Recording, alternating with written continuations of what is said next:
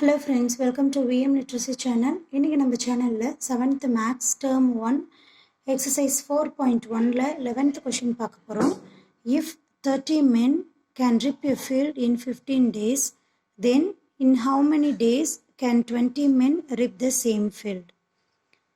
இங்க ஒரு நிலத்தை அறுவடை செய்யறதுக்கு 30 பேர் 15 நாள் வேலை செய்றாங்க. சரியா?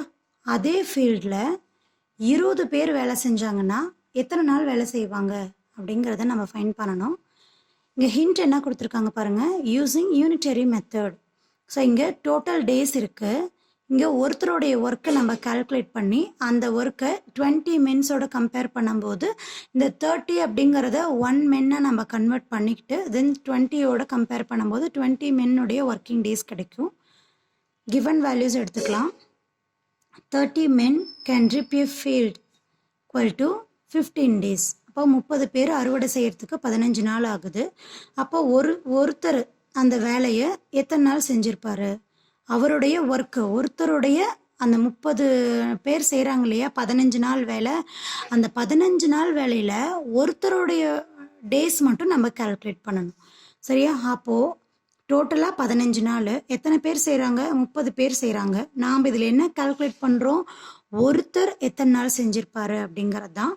So 1 15s are 15, 2 15s are 30. ஒருத்தர் அரை நாள் மட்டும் செஞ்சுருப்பார். சரியா? ஒருத்தர் அந்த அறுவடை செய்யக்கூடிய வேலையை அரை நாள் மட்டும் செஞ்சுருப்பார். நாம் ஃபைண்ட் பண்ண வேண்டிய வேல்யூ என்னென்னா 20 men can rip the field. So ஒருத்தர் அரை நாள் வேலை செஞ்சால் போதும் அப்படின்னா 20 பேர் செய்கிறாங்கன்னா எத்தனை நாள் செய்ய வேண்டியதாக இருக்கும்? ஸோ அப்படிங்கும்போது என்ன பண்ணலாம்? 20 into 1 divided by 2. ஸோ இங்கே 2வையும் 20யும் நம்ம க்ராஸ் பண்ணோம்னா 1 டைம், இங்கே 10 டைம். ஸோ இங்கே எத்தனை ரிமைனிங் கிடச்சிருக்கு நமக்கு? 10. ஸோ இதை நம்ம ஃபைன் பண்ணியிருக்கிறது டேஸ் இல்லையா? So 10 days. லாஸ்ட் ஆன்சர் எப்படி எழுதலாம்? therefore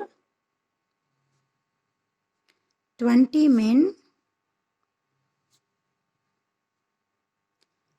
can rip the field